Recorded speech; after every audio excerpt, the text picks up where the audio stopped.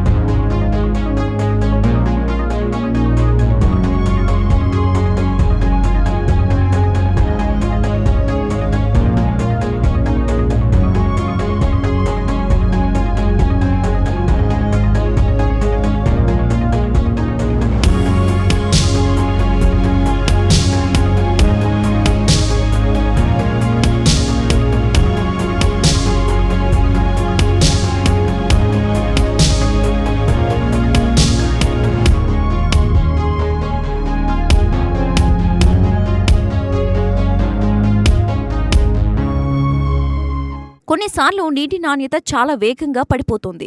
దాన్ని సరిచేయడానికి సమయం సరిపోదు. మబ్బు వాతావరణం ఉన్నప్పుడు లేదా మరణాలు అధికంగా నమోదైనప్పుడు, అమోనియా లేదా నైట్రేట్ అలాగే ప్లాంక్టన్ వల్ల నీరు రంగు మారినప్పుడు నీటిలో నాణ్యత పడిపోతుంది. భారీ వర్షాల వల్ల కూడా నీటిలో pH లెవెల్స్ ఒక్కసారిగా పడిపోతుంటాయి. ఇలాంటి సమయంలో పరిస్థితులు అదుపులోకి రాకపోతే అత్యవసర పట్టుబడి ఉత్తమమైన మార్గం.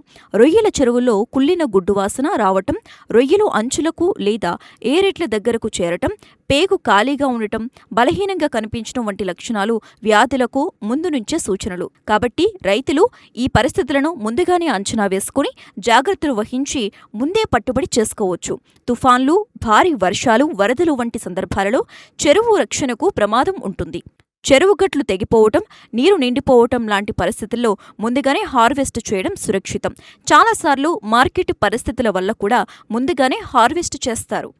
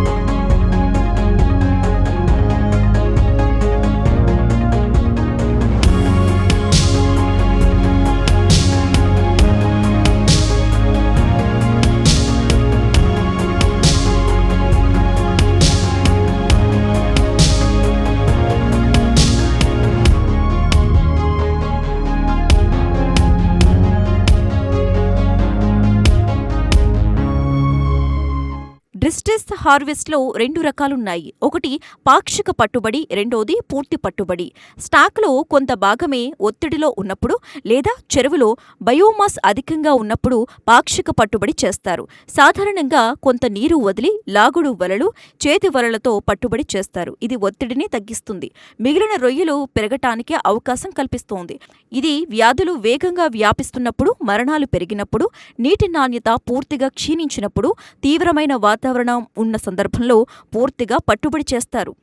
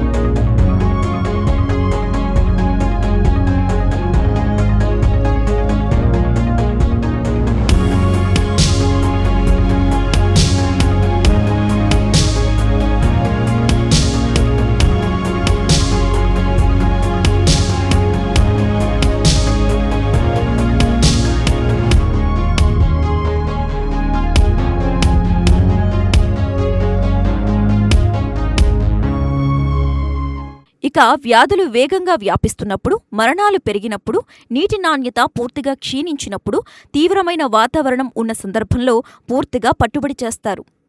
అత్యవసర పట్టుబడి చేసే విధానానికి వస్తే మొదట చెరువు పరిస్థితి త్వరగా అంచనా వెయ్యాలి. రొయ్యల సైజు, సర్వైవల్, మేత తీసుకోవటం, సమస్యకు కారణం వంటి అంశాలు గుర్తించాలి. పరిస్థితులకు అనుగుణంగా పాక్షిక లేదా పూర్తి పట్టుబడి చేపట్టాలి. నిర్ణయం తీసుకున్న వెంటనే ఏర్పాట్లు మొదలుపెట్టాలి. కొనుగోలుదారులకు ముందుగా సమాచారం ఇవ్వాలి. ఫీడ్ ఇవ్వటం తగ్గించాలి. ఏరేషన్ పెంచాలి. పనివారు, వలలు, ఐస్, వాహనం వంటివి సిద్ధం చేసుకోవాలి. పట్టుబడి సమయంలో రొయ్యలను జాగ్రత్తగా హ్యాండిల్ చేయాలి. పాక్షిక పట్టుబడి కోసం లాగుడు వలలు, చేతి వలలు అనువైనవి. పూర్తి హార్వెస్ట్ కోసం నీటిని నెమ్మదిగా వదలాలి. రొయ్యలను వెంటనే ఐస్లో ఉంచాలి. రొయ్యలను శుభ్రపరిచి గ్రేడింగ్ చేసి చల్లని పరిస్థితుల్లో కొనుగోలుదారులకి పంపాలి.